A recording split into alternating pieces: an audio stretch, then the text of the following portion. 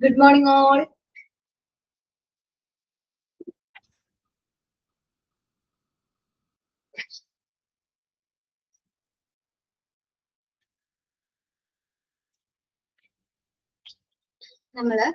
Good morning.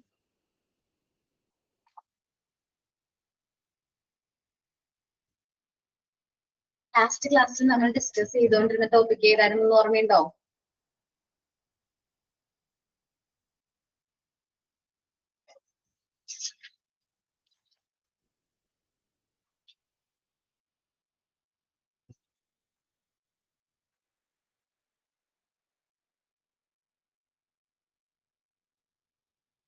Factors influencing recruitment.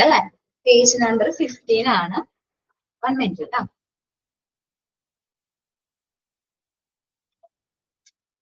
Page number 15 ആണ്. Factors influencing recruitment. അത് complete ചെയ്തോ ഞാൻ നോക്കട്ടെ 1 minute. ഞാൻ ഡേറ്റ് ചെയ്തിട്ടുണ്ട്. ഇനി എടുക്കേണ്ടതാണ് factors influencing recruitment അല്ലേ? ആണോ?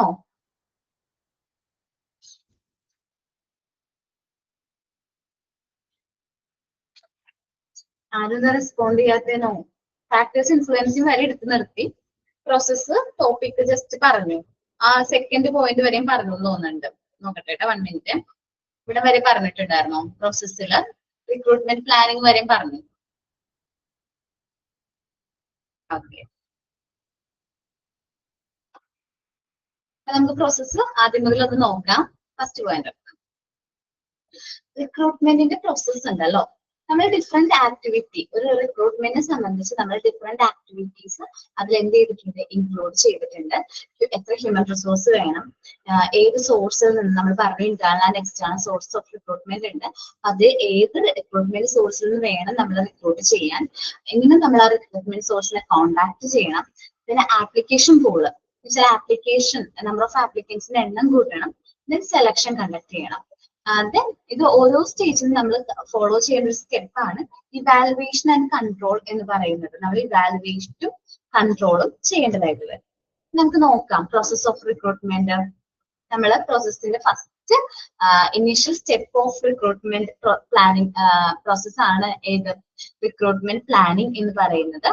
അതിൽ നമ്മൾ ഫസ്റ്റ് മെയിൻലി നോക്കുന്നത് നമ്പർ ഓഫ് കോൺട്രാക്ട്, എത്ര നമ്പർ ഓഫ് കാൻഡിഡേറ്റ്സിനെ ആണ് നമുക്ക് ഫില്ല് ചെയ്യാനായിട്ടുള്ളത്, എത്ര നമ്പർ ഓഫ് വേക്കന്റ് ആയിട്ടുള്ള പൊസിഷൻസ് ആണ് ഓർഗനൈസേഷനിൽ ഉള്ളത് എന്ന് നോക്കണം. ടൈപ്പ് ഓഫ് കോൺട്രാക്ട്, ഏത് ക്വാളിഫിക്കേഷൻ ഉള്ള, job description and job specification നോക്കി ഏത് ടൈപ്പ് ഓഫ് എംപ്ലോയീസിനെയാണ് നമ്മൾ ആ ഒരു വേക്കന്റ് പൊസിഷനിലേക്ക് റിക്രൂട്ട് ചെയ്യേണ്ടത്. സപ്പോസ് നമ്മുടെ ഓർഗനൈസേഷനിൽ ഒരു അക്കൗണ്ടന്റിന്റെ ജോബിലേക്കാണ് എന്ത് ചെയ്യേണ്ടത്, ഫില്ല് ചെയ്യേണ്ടതെങ്കിൽ may be PA chartered accountant with 2 year എക്സ്പീരിയൻസോ, അല്ലെങ്കിൽ ഇപ്പൊ MCOM ആണെങ്കിൽ 5 or 10 year experience, or MBA ആണെങ്കിൽ 5 or 10 year എക്സ്പീരിയൻസ് ചോദിക്കും. നമ്മുടെ ജോബ് ഡിസ്ക്രിപ്ഷനിൽ പറഞ്ഞിട്ടുണ്ടാവും, അല്ലെങ്കിൽ സ്പെസിഫിക്കേഷനിൽ പറഞ്ഞിട്ടുണ്ടാവും ഇന്ന പോസ്റ്റിലേക്ക് CA with 2 year experience, or MCOM with 10 year experience, or MBA with 10 year experience. അതവിടെ നോട്ട് ചെയ്തിട്ടുണ്ടാവും. ഇന്ന ക്വാളിഫിക്കേഷൻ ഉള്ള വ്യക്തികളെ മാത്രമേ നമുക്ക് ആ ഒരു അക്കൗണ്ടിംഗ് പോസ്റ്റിലേക്ക് എന്ത് ചെയ്യാൻ പറ്റുള്ളൂ, ഫില്ല് ചെയ്യാൻ പറ്റുള്ളൂ എന്നുള്ളത് നേരത്തെ നോട്ട് ചെയ്തിട്ടുണ്ടാവും. ഓക്കെ, അപ്പൊ റിക്രൂട്ട്മെന്റ് പ്ലാനിങ് ആണ് first step. Recruitment planning is the initial step of the recruitment process. റിക്രൂട്ട്മെന്റ് പ്രോസസ്സിനെ സംബന്ധിച്ച് ഏറ്റവും ഇനിഷ്യൽ ആയിട്ടുള്ള ഒരു സ്റ്റെപ്പ് ആണ് recruitment planning. It involves determining the following. താഴെ പറയുന്ന കാര്യങ്ങളാണ് അതിൽ ഇൻവോൾവ് ചെയ്യുന്നത്. Number of contract. Organisation always wants to capture more than the required candidates. സാധാരണഗതിയിൽ നമ്മളൊരു ഓർഗനൈസേഷൻ നമുക്ക് വേണ്ടതിൽ കൂടുതൽ കാൻഡിഡേറ്റ്സിന് നമ്മൾ എന്ത് ചെയ്യും, ആപ്ലിക്കേഷൻസ് ഇൻവൈറ്റ് ചെയ്യും. കാരണം നമുക്ക് അതിൽ നിന്ന് ഏറ്റവും ബെസ്റ്റ് ആയിട്ടുള്ള കാൻഡിഡേറ്റ്സിനെ സെലക്ട് ചെയ്യണം. As they wants to make best choice out of the large number of candidates. Large number of കാൻഡിഡേറ്റ്സിൽ നിന്ന് ബെസ്റ്റ് ആയിട്ടുള്ള ഒരു വ്യക്തിനെ സെലക്ട് ചെയ്യാനായിട്ട് പറ്റും. നമ്പർ ഓഫ് എണ്ണം കുറയുന്നതിനനുസരിച്ച് നമ്മുടെ സെലക്ഷനെ അത് ബാധിക്കും. It is also done because many candidates are not willing to join the organization. എന്തുകൊണ്ടാണ് സംഭവിക്കുന്നത് എന്ന് വെച്ചിട്ടുണ്ടെങ്കിൽ ചില കാൻഡിഡേറ്റ്സ് നമ്മുടെ ഓർഗനൈസേഷനിൽ ജോയിൻ ചെയ്യാനായിട്ട് താല്പര്യം ഉണ്ടാവില്ല. ചില കാൻഡിഡേറ്റ്സ് സെലക്ഷൻ ക്രൈറ്റീരിയ ഫുൾഫിൽ ചെയ്തിട്ടുണ്ടാവില്ല. ചിലപ്പോ CA ആയിരിക്കും, ഞാൻ അക്കൗണ്ടന്റിന്റെ കേസാണല്ലോ പറഞ്ഞത്.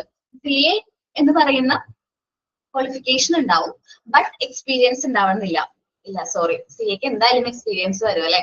അവർക്ക് ഫൈനൽ എക്സാം എഴുതണമെങ്കിൽ എക്സ്പീരിയൻസ് വേണം. CA വേണ്ട. MCOM ഉണ്ട്, MCOM ഡിഗ്രി ഉണ്ട്, പക്ഷെ ഫ്രഷർ ആണ്. സോ സെലക്ഷൻ ക്രൈറ്റീരിയ ഫുൾഫിൽ ചെയ്തോ? നമ്മൾ പറഞ്ഞ ക്രൈറ്റീരിയ എന്തായിരുന്നു? MCOM വിത്ത് 10 year എക്സ്പീരിയൻസ് ആയിരുന്നു. ഇപ്പോ MCOM വിത്ത് ഫ്രഷർ ആണ്. സെലക്ഷൻ ക്രൈറ്റീരിയ ഫുൾഫിൽ ചെയ്തോ? ഇല്ലാലോ. സോ നമ്മൾ എന്ത് ചെയ്യും? ആ ഒരു കാൻഡിഡേറ്റ്സിനെ നമ്മൾ റിജക്ട് ചെയ്യും, ഓട്ടോമാറ്റിക്കലി റിജക്ട് ചെയ്യും. അങ്ങനെ കുറച്ച് കാരണങ്ങൾ ഉള്ളത് കൊണ്ടാണ് നമ്മൾ മാക്സിമം നമ്പർ ഓഫ് കാൻഡിഡേറ്റ്സിന്റെ കയ്യിൽ നിന്ന് ആപ്ലിക്കേഷൻ ഫോം അക്സെപ്റ്റ് ചെയ്യണേ. So whenever a recruitment programme is thought of, നമ്മൾ റിക്രൂട്ട്മെന്റ് പ്രോഗ്രാമിനെ കുറിച്ച് ചിന്തിക്കുന്ന സമയത്ത് the organisation has to think about the quantity of the application, എത്ര നമ്പർ ഓഫ് ആപ്ലിക്കേഷൻസ് കിട്ടണം എന്നുള്ളതിനെ കുറിച്ച് നമ്മൾ ഒന്ന് വ്യൂ ചെയ്യും. നമ്മൾ അതിന്റെ ഒരു കാര്യങ്ങളൊക്കെ ശ്രദ്ധിക്കും. It should be get in so as to fill all its vacancy with suitable candidates. എന്നിരുന്നാൽ മാത്രമാണ് നമ്മൾ suitable candidates, suitable vacancies നോക്കിയിട്ട് നമ്മൾ ആ ഒരു പോസ്റ്റ് ഒക്കെ നമുക്ക് എന്ത് ചെയ്യാൻ പറ്റുള്ളൂ? ഫിൽ ചെയ്യാനായിട്ട് പറ്റുള്ളൂ. ടൈപ്പ് ഓഫ് കോൺട്രാക്ട് ആണ്.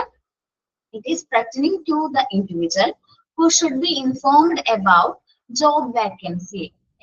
നമ്മൾ അവരെ കുറിച്ച് എന്തൊക്കെ ജോബ് വേക്കൻസീസ് ആണോ ഉള്ളത്, ഏതൊക്കെ ജോബ് ഡിസ്ക്രിപ്ഷൻ ആണോ ആ വ്യക്തിക്ക് ആ ജോബ് ചെയ്യാൻ വേണ്ടത്, സ്പെസിഫിക്കേഷനും കാര്യങ്ങളും നമ്മൾ അവിടെ എന്ത് ചെയ്യും? നോട്ട് ചെയ്യും. ഇത്രയും കാര്യങ്ങളാണ് റിക്രൂട്ട്മെന്റ് പ്ലാനിങ്ങിൽ നമ്മൾ ചെയ്യുന്നത്. റിക്രൂട്ട്മെന്റ് പ്ലാനിങ് ക്ലിയർ ആണോ എല്ലാവർക്കും? ഓക്കെ. നെക്സ്റ്റ് ആണ് ഐഡന്റിഫൈങ് ദ റിക്രൂട്ട്മെന്റ് സോഴ്സ്. ഞാൻ 2 ടൈപ്പ് ഓഫ് സോഴ്സുകൾ പറഞ്ഞിട്ടുണ്ടായിരുന്നു അല്ലെ. എന്താണ്? ഇന്റേണൽ സോഴ്സും എക്സ്റ്റേണൽ സോഴ്സും. ഇന്റേണൽ സോഴ്സ് എന്ന് പറഞ്ഞാൽ ഓർഗനൈസേഷന്റെ അകത്തു നിന്ന് തന്നെയുള്ള റിക്രൂട്ട്മെന്റ് ആൻഡ് എക്സ്റ്റേണൽ സോഴ്സ് എന്ന് പറഞ്ഞാൽ ഓർഗനൈസേഷന്റെ പുറത്തുനിന്നുള്ള റിക്രൂട്ട്മെന്റ്. ഞാൻ അതിനെക്കുറിച്ച് ഡീറ്റെയിൽഡ് ആയിട്ട് നെക്സ്റ്റ് ടോപ്പിക്കിൽ സോഴ്സ് ഓഫ് റിക്രൂട്ട്മെന്റ് നമുക്ക് നോക്കാനുണ്ട്. നെക്സ്റ്റ് ടോപ്പിക് അതാണ്. ആ സോഴ്സ് ഓഫ് റിക്രൂട്ട്മെന്റ് ഏതാണ് എന്നുള്ളത് നമ്മൾ മനസ്സിലാക്കണം. ഓർഗനൈസേഷന്റെ അകത്തു നിന്ന് തന്നെയാണോ എംപ്ലോയീസിനെ റിക്രൂട്ട് ചെയ്യുന്ന, ജോബിലേക്ക് ഫിൽ ചെയ്യുന്നത്, അല്ലെങ്കിൽ ഓർഗനൈസേഷന്റെ പുറത്തു നിന്ന് പുതിയ എംപ്ലോയീസിനെ റിക്രൂട്ട് ചെയ്യുന്നുണ്ടോ എന്നുള്ളതിനെ കുറിച്ച് നമ്മൾ എന്ത് ചെയ്യും? ഡിസ്കസ് ചെയ്യും. നമുക്ക് നോക്കാം. Identify the recruitment source. Once a recruitment plan is finalised, നമ്മൾ റിക്രൂട്ട്മെന്റ് പ്ലാൻ ഫൈനലൈസ് ചെയ്ത് കഴിഞ്ഞാൽ representing the number and the type of potential candidates, നമ്മൾ ആ number and types of potential കാൻഡിഡേറ്റ്സിന് നമുക്ക് ഇത്ര നമ്പേഴ്സ് വേണം, ഇങ്ങനത്തെ ക്വാളിഫിക്കേഷൻ ഉള്ള കാൻഡിഡേറ്റ്സ് ആയിരിക്കണം. They must be attracted in such a way that they offer themselves for the employment. ആ ഒരു ആരെ അട്രാക്ട് ചെയ്യുന്ന, ആ ജോബ് ചെയ്യാനായിട്ട് റെഡി ആയിട്ടുള്ളവരെ ആയിരിക്കും ആ ഒരു വേക്കൻസി അട്രാക്ട് ചെയ്യുന്നത്.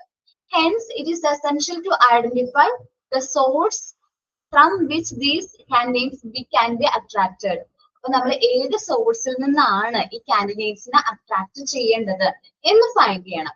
ഓർഗനൈസേഷന്റെ അകത്ത് തന്നെയാണ് നമ്മൾ ഈ ഒരു വേക്കൻസി ഫിൽ ചെയ്യാൻ ഉദ്ദേശിക്കുന്നത്, ഓർഗനൈസേഷന് പുറത്ത് അല്ലെങ്കിൽ നമ്മൾ ഔട്ട്സൈഡിനാണോ നമ്മൾ എംപ്ലോയീസിനെ റിക്രൂട്ട് ചെയ്യാൻ തീരുമാനിക്കുന്നതെന്ന് നമ്മളൊന്ന് നോട്ട് ചെയ്യേണ്ടതാണ്. ഓക്കെ. ഇനി contracting the source after the final decision about the source of selecting the potential candidates. നമ്മൾ ഫൈനൽ ഡിസിഷൻ എടുത്തു എന്ന് വിചാരിക്കും, ഒരു പൊട്ടൻഷ്യൽ കാൻഡിഡേറ്റ്സിനെ നമ്മൾ സെലക്ട് ചെയ്യാൻ തീരുമാനിച്ചു. ദ പ്രൊസീജിയർ, നമ്മളിപ്പോ ഇന്ന ക്വാളിഫിക്കേഷൻ, ഞാനിപ്പോ പുറത്തുനിന്നാണ്, ഏത് സോഴ്സ് ആണ്? ഔട്ട്സൈഡ്, നമ്മുടെ ഓർഗനൈസേഷന് പുറത്തുനിന്ന് എംപ്ലോയിനെ റിക്രൂട്ട് ചെയ്യാൻ തീരുമാനിച്ചിരിക്കുകയാണ്. അതുകൊണ്ടാണ് ഞാൻ പറഞ്ഞത് MCOM വിത്ത് 5 year എക്സ്പീരിയൻസോ MBA വിത്ത് 5 year എക്സ്പീരിയൻസോ ഉള്ള ഒരാളെയാണ് ഞാൻ റിക്രൂട്ട് ചെയ്യാനായിട്ട് തീരുമാനിച്ചത്. സോ ഞാൻ എന്ത് ചെയ്യും? ഒരു അഡ്വർടൈസ്മെന്റും കാര്യങ്ങളും പ്രിപ്പയർ ചെയ്യും അല്ലെ. ജോബ് വേക്കൻസിനെ കുറിച്ചിട്ടുള്ള അഡ്വർടൈസ്മെന്റും കാര്യങ്ങളും പ്രിപ്പയർ ചെയ്തിട്ട് അത് നമ്മൾ ഓൺലൈൻ, നമ്മളുടെ എന്താ പറയാ, നമ്മളുടെ ഓൺലൈൻ പേജിലോ അല്ലെങ്കിൽ നമ്മൾ കൂടുതൽ അഡ്വർടൈസ്മെന്റും കാര്യങ്ങളൊക്കെ എന്ത് ചെയ്യും? പബ്ലിഷ് ചെയ്യും. അപ്പൊ നമുക്ക് ഏത് സോഴ്സ് ഔട്ട്സൈഡിൽ നിന്നാണ് നമ്മൾ എന്ത് ചെയ്യാൻ തീരുമാനിച്ചിരിക്കുന്നത്? റിക്രൂട്ട്മെന്റ് കണ്ടക്ട് ചെയ്യാനായിട്ട് തീരുമാനിച്ചിരിക്കുന്നത്. നമുക്ക് നോക്കാം. തേർഡ് ആണ് contracting the source. After the final decision about the source of selecting the potential candidates, നമ്മൾ പൊട്ടൻഷ്യൽ കാൻഡിഡേറ്റ്സിനെ സെലക്ട് ചെയ്തു, ഈ സോഴ്സ് വേണമെന്ന് തീരുമാനിച്ചു. The procedure of contracting this source is initiated. നമ്മൾ ഇനി എങ്ങനെയാണ് ആ ഒരു സോഴ്സിനെ കോൺടാക്ട് ചെയ്യുക എന്നുള്ളതാണ് നെക്സ്റ്റ് പ്രോസസ്സ്. ഈ നമുക്ക് ഇന്റേണൽ ആയാലും എക്സ്റ്റേണൽ ആയാലും നമുക്ക് എംപ്ലോയീസിനെ വേണം എന്നുള്ളത്, ഓർഗനൈസേഷന് എംപ്ലോയീസിനെ വേണം, റിക്രൂട്ട് ചെയ്യണം എന്നുള്ള കാര്യം അവർ ഇൻഫോം ചെയ്യണം. Recruitment is a two way process. Recruitment എന്ന് പറയുന്നത് ഒരു ടു വേ പ്രോസസ് ആണ് അല്ലെ? റിക്രൂട്ട്മെന്റ് ടു വേ പ്രോസസ് അല്ലേ? മെയിൻ ആയിട്ട് രണ്ട് വ്യക്തികളാണ് വരുന്നത്. ആരൊക്കെയാണ്? Recruiter and recruitee. Two way process ആണ്. ആൻഡ് റിക്രൂട്ടർ ആൻഡ് റിക്രൂട്ടി രണ്ട് പേരാണ് മെയിൻ ആയിട്ട് വരുന്നത്. Based on the information about the candidates, കാൻഡിഡേറ്റ്സിന്റെ ഇൻഫർമേഷന്റെ ബേസിൽ ദ റിക്രൂട്ടർ ആരാണ്? ഓർഗനൈസേഷൻ അല്ലെങ്കിൽ owner can select the candidates. Recruiter ആയിരിക്കും എന്ത് ചെയ്യുന്നത്? കാൻഡിഡേറ്റ്സിനെ സെലക്ട് ചെയ്യുന്നത്. Similarly the recruiter on the base of the information about the organization. Sorry, ഇവിടെ സ്പെല്ലിംഗ് മിസ്റ്റേക്ക് ഉണ്ട് കേട്ടോ.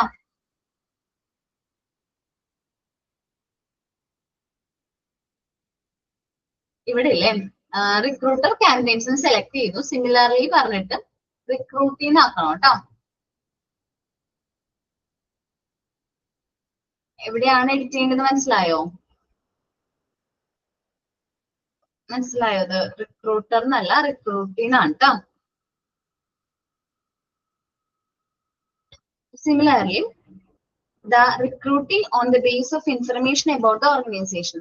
Organization information base നമ്മൾ take the decision to join the organization or apply somewhere else. നമ്മൾ ആ ഒരു ഓർഗനൈസേഷനിൽ ജോയിൻ ചെയ്യണോ അല്ലെങ്കിൽ മറ്റെവിടെയെങ്കിലും അപ്ലൈ ചെയ്യണോ എന്ന് നമ്മൾ എന്ത് ചെയ്യും? തീരുമാനിക്കും. ഓക്കെ, അപ്പോ കോൺട്രാക്ടിങ് സോഴ്സ് ആണ് ഞാൻ പറഞ്ഞത്. ഫൈനൽ ഡിസിഷൻ കിട്ടി. ഏത് സോഴ്സ് വേണം സെലക്ട് ചെയ്യണം, ഇന്റേണൽ ഓർ എക്സ്റ്റേണൽ സോഴ്സ് ആണ് സെലക്ട് ചെയ്യണമെന്ന് മനസ്സിലാക്കി കഴിഞ്ഞു കഴിഞ്ഞാൽ നമ്മൾ ആ സോഴ്സിനെ കോൺടാക്ട് ചെയ്യും. അപ്പോ റിക്രൂട്ട്മെന്റ് എന്ന് പറയുന്ന ടു വേ പ്രോസസ് ആണ്. റിക്രൂട്ടും റിക്രൂട്ടിയും കൂടി രണ്ട് പാർട്ടീസ് ഇൻവോൾവ് ചെയ്യുന്ന ടു വേ പ്രോസസ് ആണ്. ഇവിടെ based on the information about the candidates, കാൻഡിഡേറ്റ്സിന്റെ ഇൻഫർമേഷന്റെ ബേസിലായിരിക്കും റിക്രൂട്ടർ കാൻഡിഡേറ്റ്സിനെ സെലക്ട് ചെയ്യണേ. അതേപോലെ തന്നെ ഓർഗനൈസേഷനെ കുറിച്ചുള്ള ഇൻഫർമേഷന്റെ ബേസിലായിരിക്കും റിക്രൂട്ടിങ് ഈ ഓർഗനൈസേഷനിൽ ജോയിൻ ചെയ്യണോ അല്ലെങ്കിൽ മറ്റെവിടെയെങ്കിലും അപ്ലൈ ചെയ്യണോ എന്ന് മാറ്റി ചിന്തിക്കും അല്ലെ? നമ്മൾ ഈ ഓർഗനൈസേഷനിൽ അപ്ലൈ ചെയ്യണോ അല്ലെങ്കിൽ എനിക്ക് ബെറ്റർ ആയിട്ടുള്ള സാലറി പാക്കേജും കാര്യങ്ങളും കിട്ടോ എന്നൊക്കെ അവർ എന്ത് ചെയ്യും? തിങ്ക് ചെയ്യും. Hence the organisation must choose which information is to be shared with the candidates. അപ്പൊ നമ്മൾ ഓർഗനൈസേഷൻ മസ്റ്റ് എന്ത് ചെയ്യും? ചൂസ് ചെയ്യും, കാൻഡിഡേറ്റ്സിനെ ചൂസ് ചെയ്യും. എന്നിട്ട് ഇൻഫർമേഷൻസും കാര്യങ്ങളും ഷെയർ ചെയ്യും. നമ്മുടെ ഓർഗനൈസേഷനെ കുറിച്ചിട്ടുള്ള ഇൻഫർമേഷൻസും കാര്യങ്ങളും നമ്മൾ കാൻഡിഡേറ്റ്സ് ആയിട്ട് ഷെയർ ചെയ്യും. Especially in the case of external source, നമ്മൾ പുറത്തുനിന്നാണ് എംപ്ലോയിനെ റിക്രൂട്ട് ചെയ്യുന്നതെങ്കിലാണ് നമ്മൾ ഇങ്ങനെ കാൻഡിഡേറ്റ്സിനെ കുറിച്ചിട്ട് നമ്മൾ എന്ത് ചെയ്യുന്നത്? കാര്യങ്ങൾ സംസാരിക്കുന്നത്.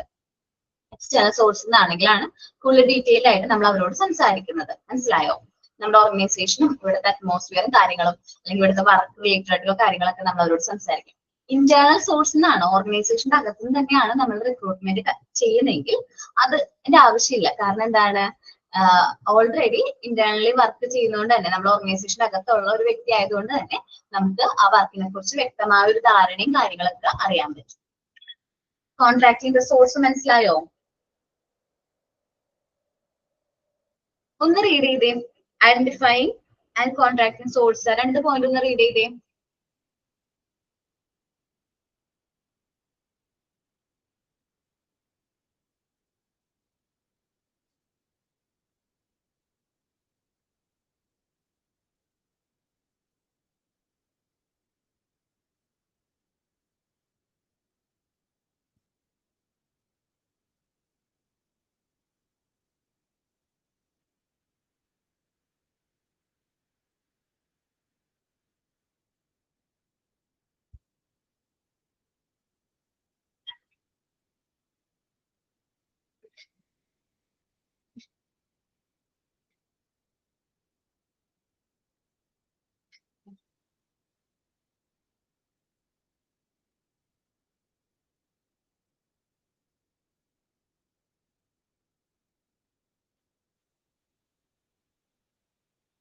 റീഡ് ചെയ്യാൻ പറയുമ്പോൾ റീഡ് ചെയ്യണം. എന്തെങ്കിലും ഡൗട്ട്സ് ഉണ്ടെങ്കിൽ ഇപ്പൊ തന്നെ ക്ലിയർ ചെയ്ത് പോകണം കേട്ടോ.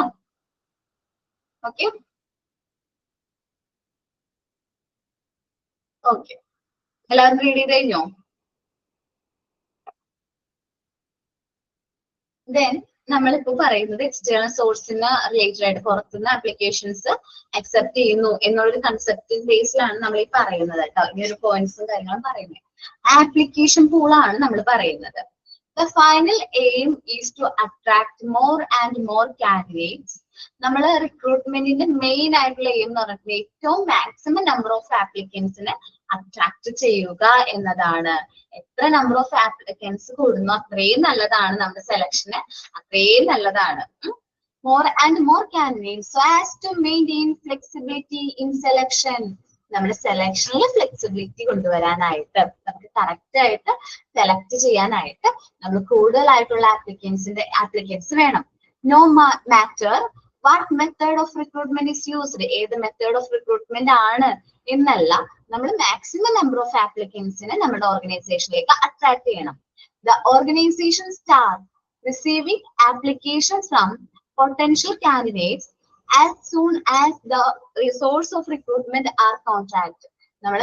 നമ്മളിപ്പോ ഒരു സോഴ്സിനെ നമ്മൾ കോണ്ടാക്ട് ചെയ്ത് കഴിഞ്ഞിട്ടുണ്ടെങ്കിൽ നമുക്ക് ആപ്ലിക്കേഷൻ കിട്ടി തുടങ്ങും. ഓരോ ആപ്ലിക്കേഷൻ ആയിട്ട് നമുക്ക് നമ്മുടെ ഓർഗനൈസേഷനിലേക്ക് വരും. ഈ ജോബ് സീക്കേഴ്സ് അല്ലെങ്കിൽ ജോബ് വേണ്ട വ്യക്തികൾ നമുക്ക് ആപ്ലിക്കേഷൻ അയക്കാൻ തുടങ്ങും. The type of organisation, kind of job and the condition in the specific human resource market determine the number of applicants.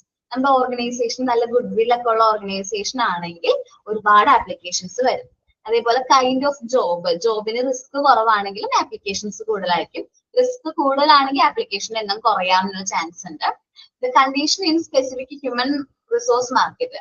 നമുക്ക് കേരളത്തിനെ സംബന്ധിച്ചൊരു എക്സാമ്പിൾ പറയുകയാണെങ്കിൽ അൺഎംപ്ലോയ്മെന്റ് റേറ്റ് എങ്ങനെയാണ് കേരളത്തില്? കൂടുതലല്ലേ? നമ്മളുടെ ക്വാളിഫിക്കേഷൻ അനുസരിച്ച് നമുക്ക് എല്ലാവർക്കും ജോലി കിട്ടുന്നുണ്ടോ? കൂടുതലാണ്. സോ ഒരു ആപ്ലിക്കേഷൻ വെച്ച് നമ്മളൊരു ജോബ് വേക്കൻസി കണ്ടു കഴിഞ്ഞാൽ എന്താ പറയാ, മാക്സിമം നമ്പർ ഓഫ് ആപ്ലിക്കൻസ് ഉണ്ടാവും നമുക്ക്. നമ്മളൊരു ഇന്റർവ്യൂവിന് നിങ്ങൾ പോകുമല്ലോ, ഈ ഒരു കോഴ്സ് ഒക്കെ കഴിഞ്ഞ് കഴിയുമ്പോൾ നിങ്ങൾ ഇന്റർവ്യൂ അറ്റൻഡ് ചെയ്യാൻ പോകും. അല്ലെങ്കിൽ ഇപ്പൊ നമ്മൾ കോഴ്സ് ചെയ്യുമ്പോൾ തന്നെ നിങ്ങൾ ഇന്റർവ്യൂവിന് പോകുന്നവരുണ്ടാവും അല്ലെ?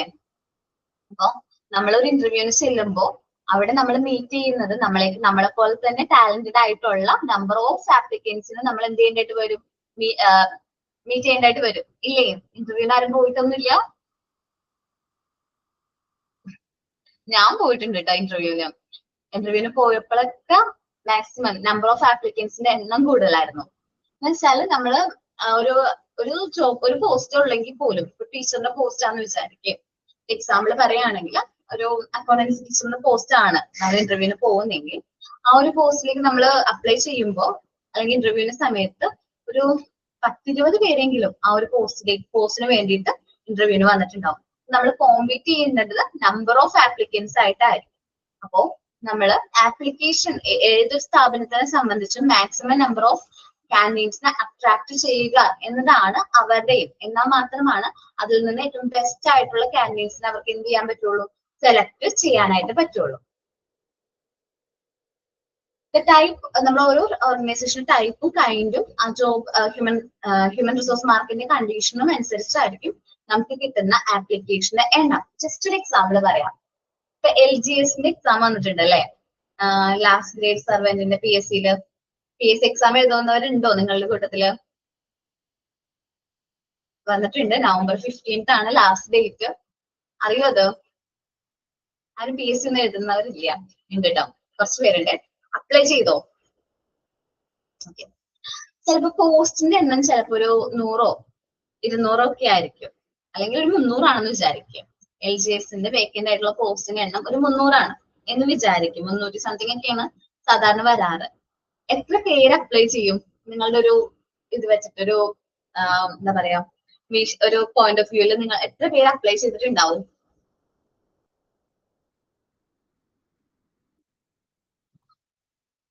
ജസ്റ്റ് ഒന്നുമില്ല അല്ലെ? ഞാൻ തന്നെ പറയാം. മിനിമം ഒരു 5000 ഒന്നല്ല, 1 lakhന് മേലെ, 1 lakh അല്ല 3 lakhന് മേലെ എന്തായാലും അപ്ലൈ ചെയ്തിട്ടുണ്ടാവും. കാരണം അത് 8ാം ക്ലാസ് മുതലുള്ളവർക്ക് എഴുതാൻ പറ്റും. ആ ഒരു എക്സാം 8ാം ക്ലാസ് മുതലുള്ളവർക്ക് എഴുതാൻ പറ്റും, ഇൻക്ലൂഡിങ് ഡിഗ്രി ഉള്ളവർക്കും ആ ഒരു എക്സാം എഴുതാൻ പറ്റും. സോ ഈ ഒരു പോസ്റ്റിലേക്ക് വരുന്ന നമ്പർ ഓഫ് ആപ്ലിക്കൻസിന്റെ എണ്ണം കൂടുതലായിരിക്കും. എന്തുകൊണ്ടാണെന്ന് വെച്ചിട്ടുണ്ടെങ്കിൽ കേരളം പോലുള്ള ഒരു സംസ്ഥാനത്ത് അൺഎംപ്ലോയ്മെന്റ് റേറ്റ് വളരെ കൂടുതലാണ്. സോ ഇവിടെ ഏത് ജോലി ചെയ്യാനും റെഡി ആയിട്ട് ഒരുപാട് എംപ്ലോയീസ് നല്ല ക്വാളിഫിക്കേഷൻ ഉള്ളവരും ഈ ഒരു പോസ്റ്റിലേക്ക് അപ്ലൈ ചെയ്യാറുണ്ട്. ചില നമുക്ക് വിഷമം തോന്നും, നമ്മൾ ഒരു ഓഫീസിലൊക്കെ ചെല്ലുമ്പോൾ ചിലപ്പോ എഞ്ചിനീയർ ആയിരിക്കും, എഞ്ചിനീയറിംഗിന് പഠിച്ചിട്ടുണ്ടാവും, എഞ്ചിനീയർ ബിടെക് ഉള്ള ഒരു വ്യക്തി ആയിരിക്കും അവിടെ ക്ലർക്കായിട്ട് വർക്ക് ചെയ്യുന്നത്. കാരണം എന്താണ്, അവർക്ക് ആ ഒരു ഫീൽഡിൽ ജോലി കിട്ടിയില്ല, കാരണം എന്തെങ്കിലും റീസൺസ് ആയിരിക്കും, പക്ഷെ ആ ജോലി കിട്ടിയില്ല. അപ്പൊ നമ്മൾ പറഞ്ഞു വരുന്നത് എന്താണ്, നമ്മുടെ ഹ്യൂമൻ മാർക്കറ്റില് ഹ്യൂമൻ റിസോഴ്സിന്റെ അവൈലബിലിറ്റിയും കാര്യങ്ങളും അനുസരിച്ചും ആപ്ലിക്കേഷൻ പൂളിൽ മാറ്റം വരും. ഇപ്പൊ കേരളത്തിൽ ഒരു ജോബ്, ഗവൺമെന്റ് ജോബ് ആണെങ്കിൽ ഒരുപാട് നമ്പർ ഓഫ് ആപ്ലിക്കൻസ് അപ്ലൈ ചെയ്യും. ദെൻ സെലക്ഷൻ പ്രോസസ് ആണ് നമ്മൾ സാധാരണ അല്ലേ സെലക്ട് ചെയ്യുന്നത്. നമ്മൾ കുറച്ച് ഇന്റർവ്യൂസും കാര്യങ്ങളും കണ്ടക്ട് ചെയ്ത് മെഡിക്കൽ എക്സാമിനേഷന്റെ ഒക്കെ ബേസിലാണല്ലേ സെലക്ഷൻ ടെസ്റ്റ് കണ്ടക്ട് ചെയ്യുന്നത്. ജസ്റ്റ് ഒരു എക്സാമ്പിൾ പറയുകയാണെങ്കിൽ PSC എക്സാം തന്നെ നമുക്ക് നോക്കാം. സെലക്ട് ചെയ്യണമെങ്കിൽ നമ്മൾ ആദ്യം ആപ്ലിക്കേഷൻ സെൻഡ് ചെയ്യും, ആപ്ലിക്കേഷൻ അയച്ചു, അത് കഴിഞ്ഞ് നമുക്ക് നോട്ടിഫിക്കേഷൻ കാര്യങ്ങളും വന്ന് ഹോൾ ടിക്കറ്റ് ഒക്കെ വന്നു, നമ്മൾ എന്ത് ചെയ്യും, സെലക്ഷൻ ടെസ്റ്റ് അറ്റൻഡ് ചെയ്യും. മേ ബി കുറച്ച് ദൂരേക്ക് ആയിരിക്കാം, അല്ലെങ്കിൽ നമ്മളുടെ അടുത്തുള്ള സ്ഥലത്തെ സെലക്ഷൻ എന്ത് കിട്ടും, നമുക്ക് എക്സാം സെന്റർ ആയിട്ട് കിട്ടും, നമ്മൾ എക്സാം എഴുതി. അതിനെയാണ് സെലക്ഷൻ ടെസ്റ്റ് എന്ന് പറയുന്നത്. സെലക്ഷൻ ടെസ്റ്റ് നമ്മൾ നല്ല രീതിയിൽ കട്ട് ഓഫിന് മേലെ വന്നാൽ മാത്രമാണ് നമുക്ക് ഇന്റർവ്യൂ അറ്റൻഡ് ചെയ്യാൻ പറ്റുക, അല്ലെ? അപ്പോ അങ്ങനെ നമ്മൾ ഒരു കണ്ടിന്യൂസ് ആയിട്ടുള്ള ഒരു പ്രോസസ്സിലൂടെയാണ് എന്ത് നടക്കുന്നത്, സെലക്ഷൻ നടക്കുന്നത്. നോക്കാം, selection process. The process of classifying the applicants in order to hire those who are more competent for the job is called selection. നമ്മൾ ക്ലാസിഫൈ ചെയ്യും ഈ പ്രോസസ് എങ്ങനെയാണ് ചെയ്യേണ്ടത്, എത്ര നമ്പർ ഓഫ് ആപ്ലിക്കൻസിനെ നമ്മൾ സെലക്ട് ചെയ്യണം, ഏറ്റവും കോമ്പറ്റന്റ് ആയിട്ടുള്ള ആപ്ലിക്കന്റ് ഏതാണ് എന്നുള്ള കാര്യങ്ങൾ നമ്മൾ മനസ്സിലാക്കുന്നത് സെലക്ഷനിലൂടെയാണ്. നമുക്ക് നമ്പർ ഓഫ് ആപ്ലിക്കേഷൻസ് കിട്ടിയിട്ടുണ്ടാവും, അതിൽ നിന്ന് ഏറ്റവും പെർഫെക്റ്റ് ആയിട്ടുള്ള നമ്മുടെ ജോബ് ചെയ്യാനായിട്ട് ക്വാളിഫൈഡ് ആയിട്ടുള്ള ആപ്ലിക്കൻസിനെ ആയിരിക്കും നമ്മൾ സെലക്ട് ചെയ്യുന്നത്. Selection process requires extremely specialised techniques. Selection process simple ആയിട്ടല്ല ചെയ്യുന്നത്, എക്സ്ട്രീംലി സ്പെഷ്യലൈസ്ഡ് ആയിട്ടുള്ള ടെക്നിക്സ് യൂസ് ചെയ്തിട്ടാണ് സെലക്ഷൻ പ്രോസസ് ചെയ്യുന്നത്.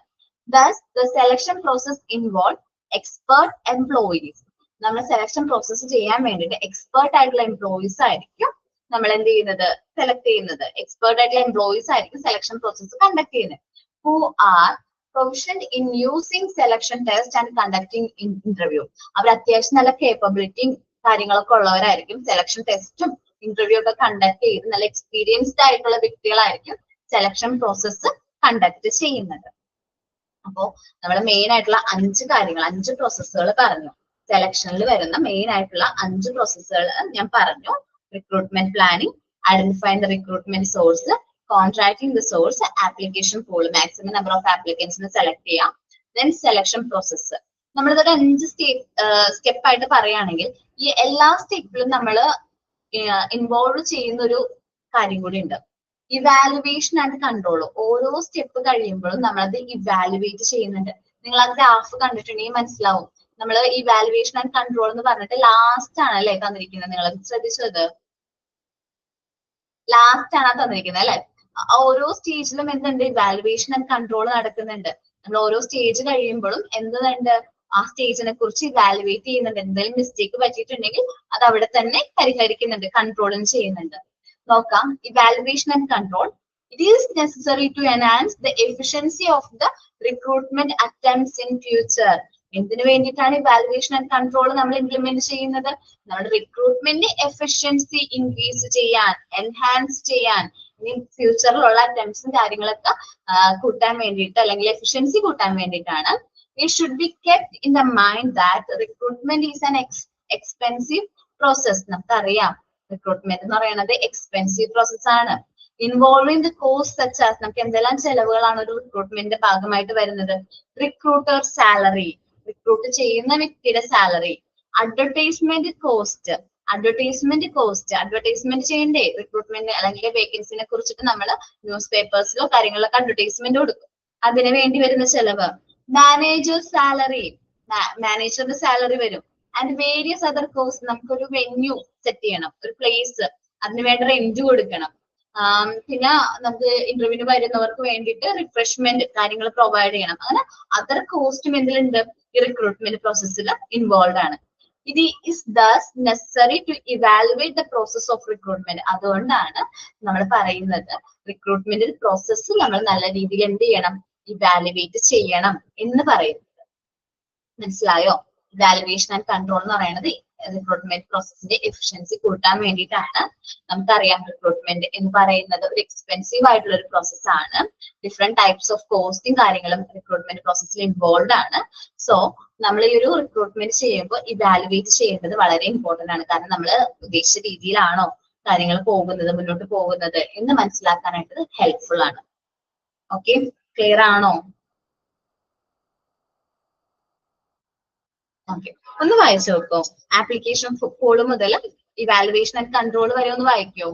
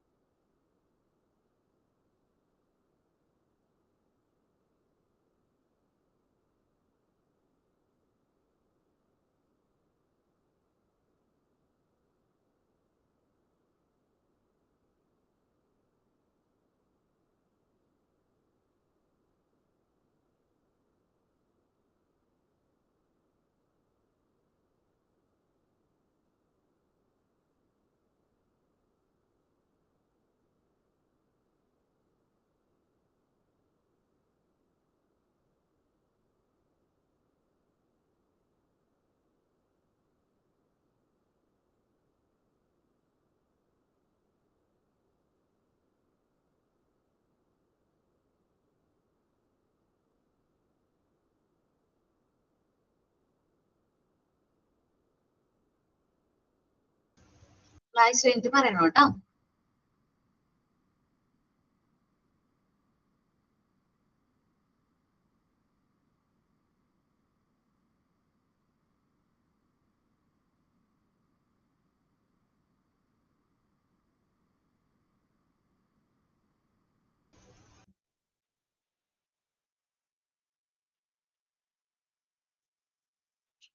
Okay,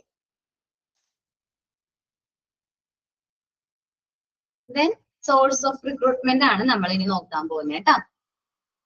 Source of recruitment are the means of selecting the candidate for the process of recruitment. നമ്മൾ എവിടെ നിന്നാണ് നമ്മൾ കാൻഡിഡേറ്റ്സിനെ select ചെയ്യുന്നത്, ഏത് സോഴ്സിൽ നിന്നാണ് എന്നുള്ളതാണ് സോഴ്സ് ഓഫ് റിക്രൂട്ട്മെന്റിൽ പറയുന്നത്. Through the source of recruitment one get to know about the availability of the number of suitable candidates. നമ്മളൊരു സോഴ്സ് ഓഫ് റിക്രൂട്ട്മെന്റ് വഴിയാണ് എത്ര എത്ര എവിടെ നിന്ന് എത്ര നമ്പർ ഓഫ് കാൻഡിഡേറ്റ്സ് നമുക്ക് എന്താണ് റിക്രൂട്ട് ചെയ്യാൻ പറ്റും, നമുക്ക് എത്ര നമ്പർ ഓഫ് കാൻഡിഡേറ്റ്സിന് അവൈലബിൾ ആണ് എന്നുള്ളതിനെ കുറിച്ചിട്ടൊക്കെ ഉള്ള ഏകദേശ ധാരണ ഈ സോഴ്സ് ഓഫ് റിക്രൂട്ട്മെന്റ് എന്നാണ് വരുന്നത്. When the recruitment plan demonstrating the number and the type of prospective candidates is finalized. നമ്മൾ റിക്രൂട്ട്മെന്റ് പ്ലാൻ അനുസരിച്ച് നമുക്ക് എത്ര നമ്പർ ആൻഡ് ഏത് ടൈപ്പ് ഓഫ് കാൻഡിഡേറ്റ്സിനെ ആണ് വേണ്ടത് എന്ന് നമ്മൾ എന്ത് ചെയ്യും, കൺസിഡർ ചെയ്തു. Then next ആണ് when the source of recruitment source are considered. അത് കഴിഞ്ഞതിന് ശേഷം നമ്മൾ റിക്രൂട്ട്മെന്റ് സോഴ്സ് കൺസിഡർ ചെയ്യും. This makes it necessary to identify recruitment source from which these candidates can be attracted. നമുക്ക് എങ്ങനെ ഈ കാൻഡിഡേറ്റ്സിനെ നമ്മുടെ ഓർഗനൈസേഷനിലേക്ക് അട്രാക്ട് ചെയ്യാം എന്നുള്ളത് നമ്മൾ കണ്ടെത്തും. There are two main source of recruitment. രണ്ട് മെയിൻ സോഴ്സ് ആണ് നമുക്ക് റിക്രൂട്ട്മെന്റിൽ ഉള്ളത്. 1 minute.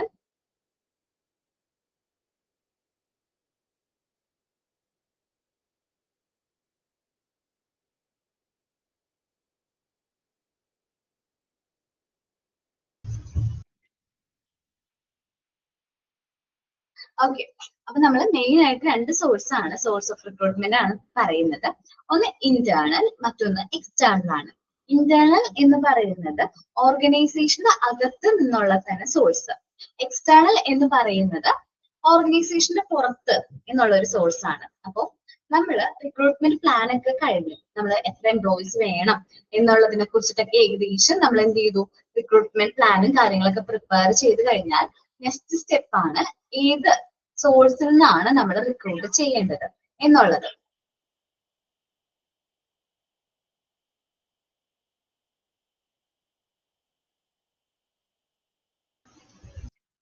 ഓക്കെ, അപ്പൊ ഏത് സോഴ്സിൽ നിന്നാണ് എന്നുള്ളത് മെയിൻ ആയിട്ട് നിങ്ങളുടെ ബുക്കിൽ 2 ബോക്സ് ആയിട്ട് ഡിവൈഡ് ചെയ്തിട്ടുണ്ട്.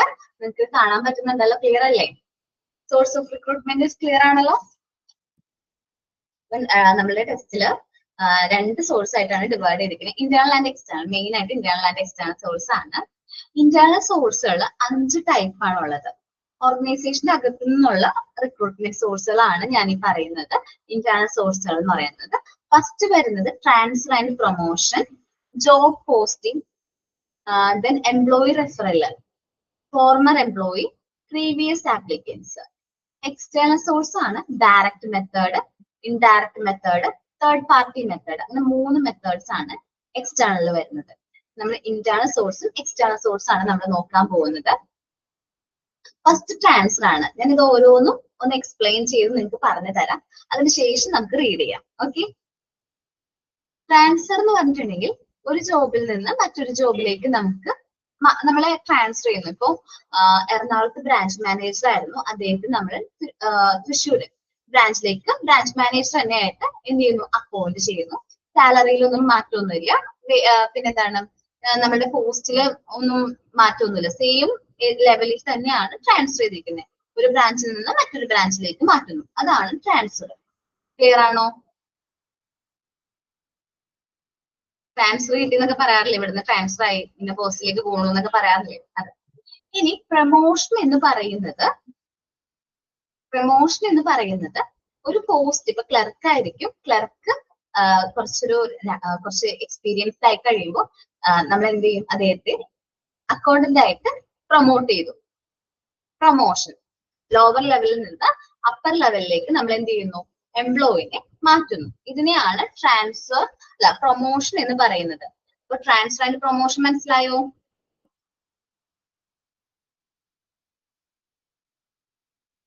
ഓക്കെ,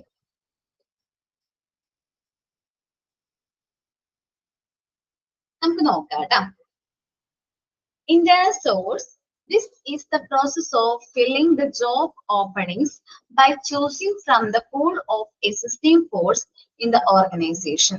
നമ്മുടെ existing ഫോഴ്സിൽ നിന്ന് തന്നെ, നമ്മുടെ ഓർഗനൈസേഷന്റെ അകത്ത് നിന്ന് തന്നെ നമ്മൾ എംപ്ലോയീസിനെ എന്ത് ചെയ്യുന്നു, റിക്രൂട്ട് ചെയ്യുന്നതിനെയാണ് ഇന്റേണൽ സോഴ്സ് ഓഫ് റിക്രൂട്ട്മെന്റ് എന്ന് പറയുന്നത്. Following method or technique can be used while recruiting internally. താഴെ പറയുന്ന മെത്തേഡ്സ് നമുക്ക് ഇന്റേണൽ സോഴ്സ് ഓഫ് റിക്രൂട്ട്മെന്റിൽ യൂസ് ചെയ്യാൻ പറ്റും.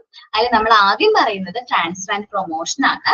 Transfer and promotion are the 2 ways of filling organizational job vacancies internally. നമ്മുടെ ഓർഗനൈസേഷനിൽ ഇന്റേണലി ജോബ് വേക്കൻസീസ് ഫിൽ ചെയ്യുന്ന 2 മെത്തേഡ്സ് ആണ് ഇത്, transfer and promotion. Commonly use ചെയ്യുന്ന 2 types ഓഫ് മെത്തേഡ്സിൽ മെയിൻ ആയിട്ട് വരുന്നതാണ് ട്രാൻസ്ഫറും പ്രൊമോഷനും.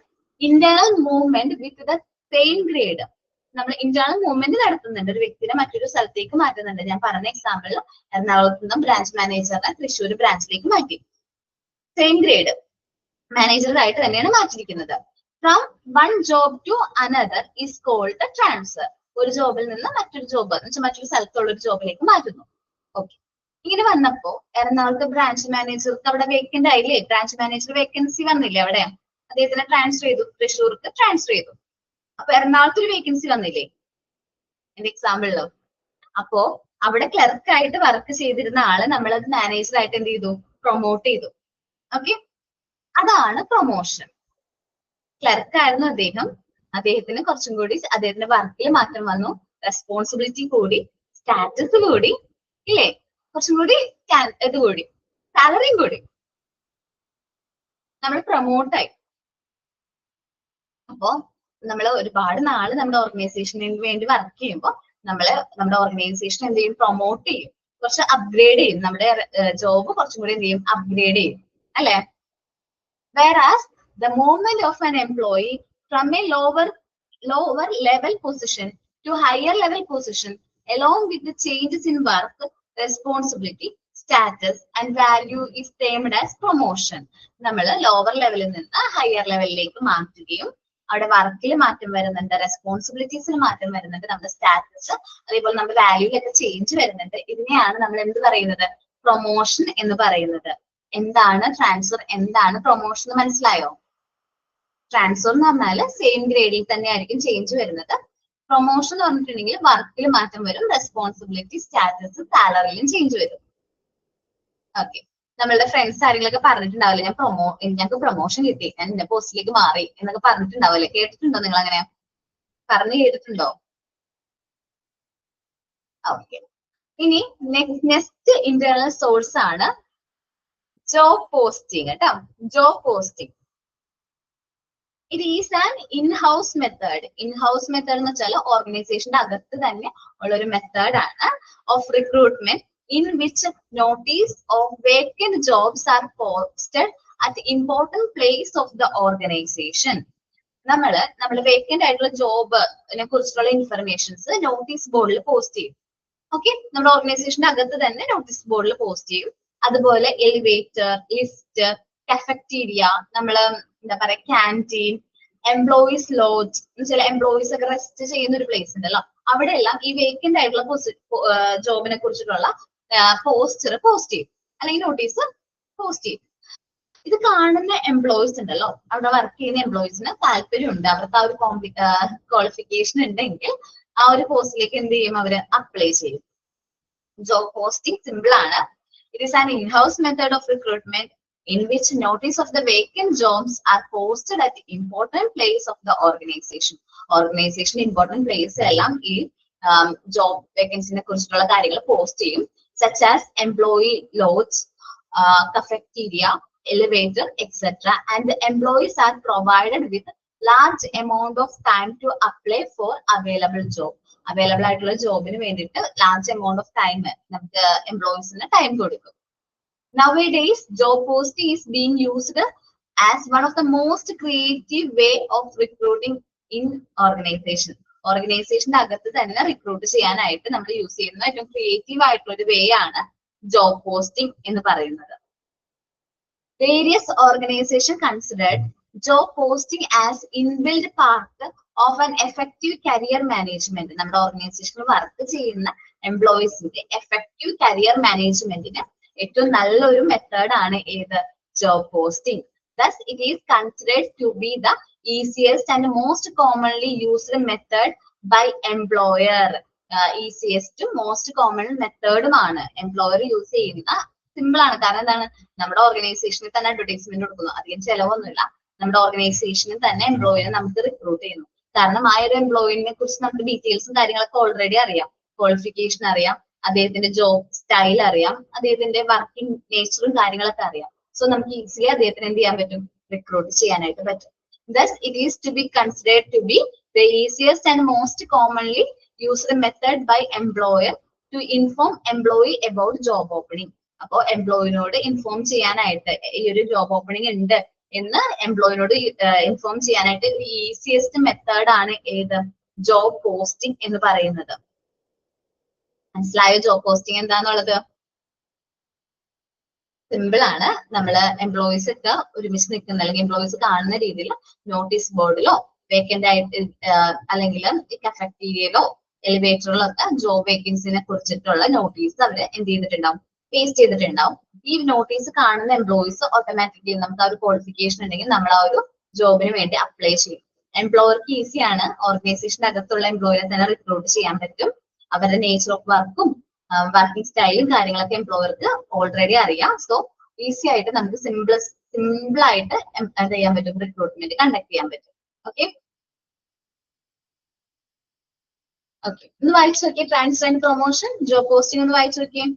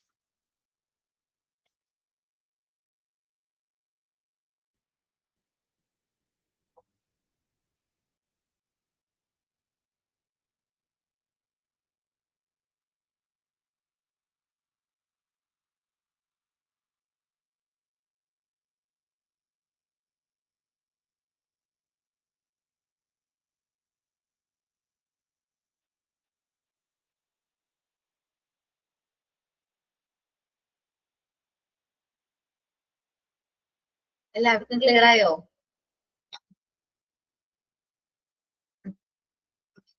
നെക്സ്റ്റ് മെത്തേഡാണ് എംപ്ലോയി റെഫറൽ അല്ലെ. നമുക്ക് നമ്മളിപ്പോ ഒരു സ്ഥാപനത്തിൽ വർക്ക് ചെയ്യുകയാണെങ്കിൽ എന്റെ പരിചയത്തിലുള്ള ഒരു വ്യക്തി ജോബ് സീക്ക് ചെയ്യുന്നുണ്ടെങ്കിൽ ആ ഒരു കാൻഡിഡേറ്റ്സിനെ എന്റെ എംപ്ലോയർക്ക് റെഫർ ചെയ്യും. എന്റെ പരിചയത്തിൽ ഇങ്ങനെ ഒരു കാൻഡിഡേറ്റ്സ് ഉണ്ട്, അത്യാവശ്യം നല്ല രീതിയിൽ വർക്ക് ചെയ്യുന്ന ആളാണ്, നല്ല സ്വഭാവമാണ് എന്നൊക്കെ പറഞ്ഞ് ഞാൻ എന്ത് ചെയ്യും, കാൻഡിഡേറ്റ്സിനെ ഇൻട്രൊഡ്യൂസ് ചെയ്യും. അതിനെയാണ് എംപ്ലോയി റെഫറൽ എന്ന് പറയുന്നത്. മേ ബി എന്റെ ഫ്രണ്ട് ആവാം, കൂടെ പഠിച്ചൊരു വ്യക്തി ആവാം, അങ്ങനെ ക്ലോസ് റിലേറ്റീവ്സ് ആവാം അല്ലെ. നമ്മൾ എംപ്ലോയി റെഫറൽ ചെയ്യൂലേ. ഇപ്പൊ നിങ്ങൾക്ക് ആർക്കെങ്കിലും ഒരു ജോലി കിട്ടിയെന്ന് വിചാരിക്കുക, ഈ കോഴ്സ് ഒക്കെ കഴിഞ്ഞ ഒരു ജോലി കിട്ടി, നിങ്ങൾ ഫ്രണ്ട്സ് ആണല്ലോ എല്ലാവരും അല്ലെ, എല്ലാവരുമായിട്ട് കോണ്ടാക്ട് ഒക്കെ ഇല്ലേ ഇപ്പൊ? ഓക്കെ. അപ്പൊ നിങ്ങൾക്ക് ആർക്കെങ്കിലും ഒരാൾക്ക് ഒരു ജോലി കിട്ടിക്കഴിഞ്ഞാൽ അവിടെ ഒരു വേക്കൻസി വരാണ്, HR റിലേറ്റഡ് ആയിട്ടും അഡ്മിനിസ്ട്രേഷൻ റിലേറ്റഡ് ആയിട്ട് ഒരു വേക്കൻസി വരുമ്പോൾ നിങ്ങൾ ഫ്രണ്ട്സിനോട് പറയില്ലേ, ഒരു വേക്കൻസി വന്നിട്ടുണ്ട്, അപ്പോ ഒരു ഫ്രണ്ട് പറഞ്ഞു എന്നെ ഒന്ന് റെഫർ ചെയ്യാൻ പറ്റുമോ എന്ന് ചോദിച്ചു കഴിഞ്ഞാല്, ആണോ, സോറി ട്ടാ, എനിക്കറിയില്ലായിരുന്നു. അപ്പോ നിങ്ങളിങ്ങനെ റെഫർ ചെയ്യില്ലേ, നമ്മുടെ ഫ്രണ്ടിനെ അറിയാം, ആള് നല്ല രീതിയിൽ റെഫർ ചെയ്യില്ലേ.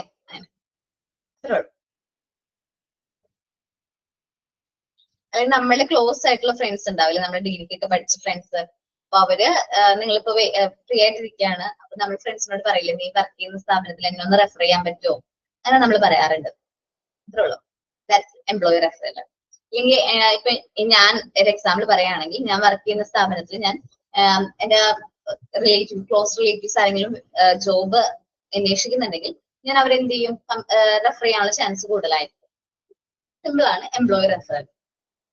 Using personal contact to fill up a job opportunity is known as employee referral. നമ്മൾ പേഴ്സണൽ കോണ്ടാക്ട് യൂസ് ചെയ്ത് ഒരു ജോബ് വേക്കൻസി ഫിൽ ചെയ്യുന്നതിനെയാണ് എംപ്ലോയി റെഫറൽ എന്ന് പറയുന്നത്. It is a reference from an existing employee regarding a candidate. നമ്മൾ existing employee, നമ്മുടെ സ്ഥാപനത്തിൽ work ചെയ്യുന്ന employee ഒരു കാൻഡിഡേറ്റ്സിനെ കുറിച്ചിട്ട് റെഫർ ചെയ്യാണ്.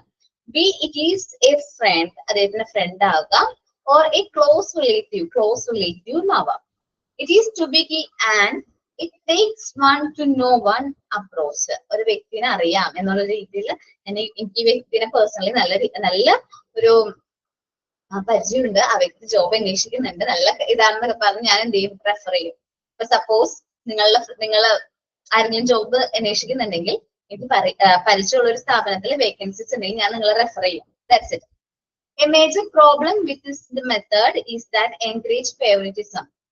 ഈ ഒരു മെത്തേഡിന്റെ ഒരു പ്രോബ്ലം എന്ന് പറയുന്നത്, ഡിസഡ്വാൻറ്റേജ് എന്ന് പറയുന്നത്, ഫേവറിറ്റിസം എൻകറേജ് ചെയ്യുന്നുണ്ട്. കാരണം എനിക്ക് ഫേവറേറ്റ് ഉള്ള ആളായിരിക്കും ഞാൻ റെഫർ ചെയ്യുന്നത്.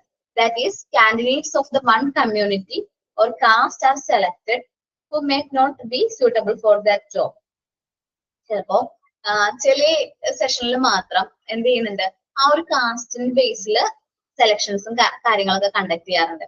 അവരെ കാസ്റ്റിൽ നിന്നുള്ള ആളെ മാത്രമായിട്ട് സെലക്ട് ചെയ്യുള്ളൂ, കമ്മ്യൂണിറ്റി എന്നുള്ള ആളെ മാത്രമേ സെലക്ട് ചെയ്യുള്ളൂ, അങ്ങനെയൊക്കെ വരും. അപ്പൊ മേ ബി ആ ഒരു ജോബ് ചെയ്യാൻ ഒട്ടും സ്യൂട്ടബിൾ അല്ലാത്ത ഒരാളായിരിക്കും അവരെന്ത് ചെയ്യുന്നത്, സെലക്ട് ചെയ്യുന്നത്. ഞാൻ എക്സാമ്പിൾ പറയാം.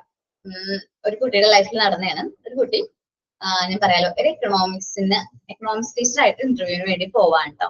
പക്ഷെ ആ ഒരു സ്കൂൾ എന്ന് പറയുന്നത് പറയാലോ, ഒരു എന്താ പറയാ, ഒരു കാസ്റ്റ്, ഒരു കമ്മ്യൂണിറ്റിയുടെ കീഴിലൊരു സ്കൂളാണ്. ജസ്റ്റ് എക്സാമ്പിൾ പറയുകയാണെങ്കിൽ ഒരു SNDP-യുടെ ഒരു സ്കൂളാണ്. അപ്പോ ആ കുട്ടി ഒരു മുസ്ലിം കാസ്റ്റിൽ കമ്മ്യൂണിറ്റിയിൽ നിന്ന് വരുന്നതാണ്. ആ കുട്ടീനെ നല്ല ക്വാളിഫിക്കേഷൻ ഉണ്ട്, അവിടെ വന്നതിൽ ഏറ്റവും നന്നായിട്ട് പെർഫോം ചെയ്തതും അത്യാവശ്യം നല്ല മാർക്കും കാര്യങ്ങളും സ്കോർ ചെയ്തിട്ടുള്ള കുട്ടി ഈ കുട്ടിയായിരുന്നു, ഞാൻ പറഞ്ഞ കുട്ടി.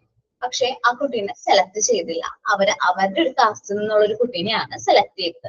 അങ്ങനെ ഒരു ഫേവറിറ്റിസവും കാര്യങ്ങളൊക്കെ കാണാറില്ലേ, നമ്മളെ റിയൽ ലൈഫിൽ എക്സ്പീരിയൻസ് ചെയ്തിട്ടുള്ള കാര്യങ്ങളാ. അങ്ങനത്തെ ഫേവറിറ്റിസവും കാര്യങ്ങളൊക്കെ വരാനുള്ള ചാൻസ് ഉണ്ട്. ജസ്റ്റ് ഞാൻ പറഞ്ഞു എന്ന് വെച്ചിട്ടുണ്ടെങ്കിൽ എനിക്ക് പേഴ്സണലി അറിയുന്നതാണ്, അതുകൊണ്ടാണ് ഞാൻ ആ ഒരു എക്സാമ്പിൾ പറഞ്ഞത്. ഇനി ഫോർമർ എംപ്ലോയി റെഫറൽ മനസ്സിലായല്ലോ. എംപ്ലോയി റെഫറൽ നല്ലതാണ്, റെഫർ ചെയ്യും, നമ്മുടെ ഫ്രണ്ട്സിനെയും ക്ലോസ് റിലേറ്റീവ്സിനെയൊക്കെ നമ്മൾ റെഫർ ചെയ്യും. പക്ഷെ അതിന്റെ ഡിസഡ്വാൻറ്റേജ് പറഞ്ഞത് ഫേവറിറ്റിസം ആണ്. നമ്മളുടെ ഫേവറിനെ അല്ലെങ്കിൽ നമ്മുടെ ഒപ്പം നിൽക്കുന്ന ആൾക്കാരെ മാത്രമായിരിക്കും നമ്മൾ സെലക്ട് ചെയ്യുന്നത്. ക്ലിക്ക് ആയോ എല്ലാവർക്കും employee referral?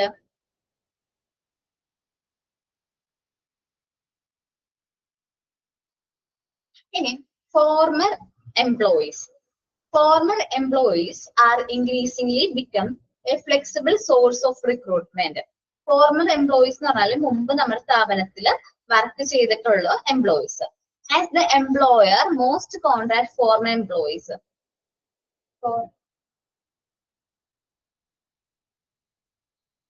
One minute, spelling mistake ആണ് former. Former എന്ത് സ്പെല്ലിംഗ് മിസ്റ്റേക്ക് തോന്നുന്നുണ്ടോ?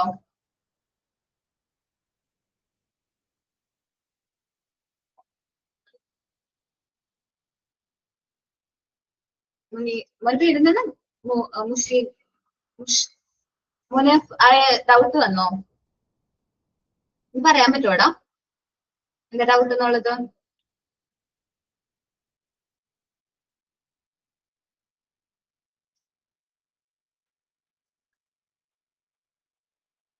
ഫോർമൽ അല്ല, ഫോർമൽ അല്ല കേട്ടാ, ഫോമർ മുൻപ്. ഫോർമൽ അല്ല, ഫോർമൽ ആണ് ഇൻഫോർമൽ അത് വേറെയാണ്. ഇത് ഫോമർ മുമ്പ് എന്നുള്ളൊരു മീനിങ് ആ വരുന്നത് കേട്ടാ. മുമ്പ്, മുൻ എംപ്ലോയീസ്, ഫോമർ എംപ്ലോയി. നമ്മുടെ സ്ഥാപനത്തിൽ തന്നെ വർക്ക് ചെയ്തിട്ടുള്ള ഒരു എംപ്ലോയി ആയിരുന്നു. മേ ബി സ്റ്റഡി പർപ്പസോ ഹയർ സ്റ്റഡീസ് കാരണമായിട്ട് മേ ബി നമ്മുടെ സ്ഥാപനത്തിൽ നിന്ന് അവരെന്ത് ചെയ്തു, ലീവ് എടുത്തോ അല്ലെങ്കിൽ റിസൈൻ ചെയ്തോ പോയി. പക്ഷെ സ്റ്റഡീസും കാര്യങ്ങളൊക്കെ കംപ്ലീറ്റ് ചെയ്ത് നമ്മുടെ സ്ഥാപനത്തിൽ തന്നെ അവരെന്ത് ചെയ്യുന്നു, വർക്ക് ചെയ്യുന്നു. മനസ്സിലായോ? ഫ്ലെക്സിബിൾ എന്നാണോ? എവിടെയാണ് ഫീസിബിൾ?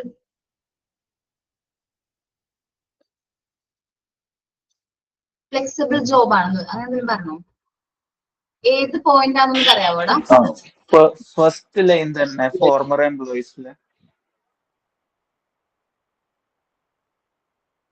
ഫ്ലെക്സിബിൾ എന്നാവണോ അല്ലെ? ഫ്ലെക്സിബിൾ എന്നാവണ്ടേ? ഫീസിബിൾ ഫസ്റ്റ് ലൈനിൽ ഒരു സ്പെല്ലിംഗ് മിസ്റ്റേക്ക് തോന്നിയാണ് ചോദിച്ചത്. എനിക്കും തോന്നി. മിനിറ്റാ,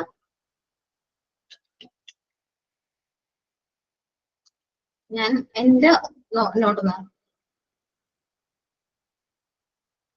അതില്ലേടാ. Feasible, flexible. ഫ്ലെക്സിബിൾ എന്നായാലും കുഴപ്പമില്ല, ആ ഒരു മീനിങ്. ഫ്ലെക്സിബിൾ അല്ലെങ്കിൽ ഫീസിബിൾ എന്നായാലും കുഴപ്പമൊന്നുമില്ല, സാധ്യമായ എന്നാണ് ആ ഒരു മീനിങ് വരുന്നത്. സാധ്യമായ എന്ന് വെച്ചാൽ നമുക്ക് ഫോർമൽ എംപ്ലോയീസിനെയും നമുക്ക് റിക്രൂട്ട്മെന്റ് പ്രോസസ്സിന് സാധ്യമായ ഒരു സോഴ്സ് ആണ് എന്നുള്ളൊരു മീനിങ് ആ വരുന്നത്. മനസ്സിലായോ? ഓക്കെ, ക്ലിയർ ആണല്ലോ? ക്ലാസ് നോക്കാലോ. Former employees are increasingly became feasible source of recruitment as employer mostly contact former employees. നമുക്ക് ഒരു സാധ്യമായ ഒരു സോഴ്സ് ആണ് ഏത് റിക്രൂട്ട്മെന്റ്, ഒരു നല്ല രീതിയിൽ നമുക്ക് ചെയ്യാൻ പറ്റുന്ന ഒരു സോഴ്സ് ഓഫ് റിക്രൂട്ട്മെന്റ് ആണ് ഫോർമർ എംപ്ലോയീസിനെ റിക്രൂട്ട് ചെയ്യാനുള്ളത്. They are most trusted as internal source. അവരെ നമ്മൾ ഇന്റേണൽ സോഴ്സ് ആയിട്ട് തന്നെയാണ് കണക്കാക്കുന്നത്. Because they have relation with the company. നമ്മുടെ കമ്പനി ആയിട്ട് ചിലപ്പോൾ ലോങ് ലാസ്റ്റിംഗ് റിലേഷൻ ഉണ്ടാവും അവർക്ക്.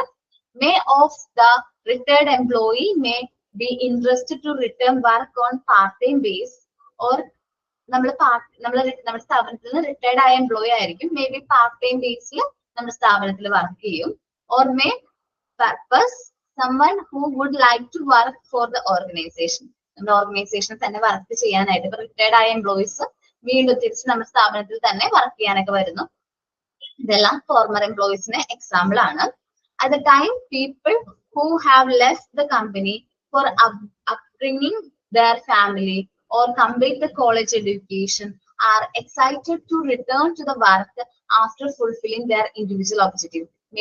മേ ബി ഫാമിലി റിലേറ്റഡ് ആയിട്ടുള്ള ഇഷ്യൂസ് കാരണോ അല്ലെങ്കിൽ അവരുടെ എഡ്യൂക്കേഷൻ കംപ്ലീറ്റ് ചെയ്യാനൊക്കെ ആയിട്ട് ആയിരിക്കും ചിലപ്പോൾ അവർ ലീവ് എടുത്തിരിക്കുന്നത് അല്ലെങ്കിൽ ലെഫ്റ്റ് ചെയ്തത് നമ്മുടെ കമ്പനിയിൽ നിന്ന്. പിന്നീട് അവരുടെ ഇൻഡിവിജ്വൽ ഒബ്ജക്റ്റീവ്സും കാര്യങ്ങളും ഫുൾഫിൽ ചെയ്തതിനു ശേഷം തിരിച്ച് നമ്മുടെ കമ്പനിയിൽ ജോയിൻ ചെയ്യാൻ താല്പര്യം കാണിക്കാറുണ്ട്. Individual who had left the job earlier for other job may be interested to return for high salary package. മറ്റ് ജോബുകൾക്ക് വേണ്ടിയിട്ട് നമ്മുടെ സ്ഥാപനത്തിൽ നിന്ന് എന്ത് ചെയ്തിരിക്കുന്നത്, ക്വിറ്റ് ചെയ്ത ആൾക്കാർ ഹയർ സാലറി പാക്കേജ് ഒക്കെ കാണുമ്പോൾ നമ്മുടെ സ്ഥാപനത്തിലേക്ക് തന്നെ തിരിച്ചു വരാനുള്ള ചാൻസ് ഒക്കെ ഉണ്ട്. For attracting retirees or other who had worked earlier in the organization, use of job sharing flexible time program can be beneficial. Flexible time എന്ന് വെച്ചിട്ടുണ്ടെങ്കിൽ നമ്മൾ കുറച്ചും കൂടി ജോബിന് ഇൻഫർമേഷൻസും കാര്യങ്ങളൊക്കെ ഷെയർ ചെയ്ത് കൊടുക്കുന്നതിലൂടെ അവർക്ക് ആ ഒരു കംഫർട്ടബിൾ ആണെങ്കിൽ അവർ നമ്മുടെ സ്ഥാപനത്തിലേക്ക് വന്ന് വർക്ക് ചെയ്യാനായിട്ട് താല്പര്യം പ്രകടിപ്പിക്കും. Recruiting former employee is beneficial in the sense that the organization already know about their work ethics. Recruiting former എംപ്ലോയീസിനെ റിക്രൂട്ട് ചെയ്യുന്നത് നമുക്ക് കുറച്ചും കൂടി ബെനിഫിഷ്യൽ ആണ്. കാരണം നമുക്ക് ഈ എംപ്ലോയീസിനെ കുറിച്ചിട്ട് നമുക്ക് ഏകദേശം നല്ല ധാരണയുണ്ട്. നമ്മുടെ സ്ഥാപനത്തിൽ വർക്ക് ചെയ്തവരാണ്, അവരെ കുറിച്ച് നമുക്ക് നല്ല ധാരണയുണ്ട്, അവരുടെ വർക്കിംഗ് നേച്ചറും കാര്യങ്ങളൊക്കെ അറിയാം. സോ ഒരു നമ്മുടെ സ്ഥാപനത്തിൽ വർക്ക് ചെയ്ത എംപ്ലോയിനെ തന്നെ റിക്രൂട്ട് ചെയ്യുന്നത് നല്ലൊരു കാര്യമാണ്. കാരണം നമുക്ക് ആ ഒരു വർക്ക് നേച്ചറും കാര്യങ്ങളും അറിയാം. നല്ല ടാലന്റഡ് ആയിട്ടുള്ള എംപ്ലോയി ആണെങ്കിൽ ഓട്ടോമാറ്റിക്കലി എംപ്ലോയർ എന്ത് ചെയ്യും, ആ ഒരു വ്യക്തിനെ തന്നെ എന്ത് ചെയ്യും, റിക്രൂട്ട് ചെയ്യാനായിട്ട് ഇൻട്രസ്റ്റ് കാണിക്കാറുണ്ട്. ഓക്കെ, ക്ലിയർ ആണല്ലോ? ആ ഒരു പോയിന്റ് ഒന്ന് വായിച്ചു നോക്കോ. Former employee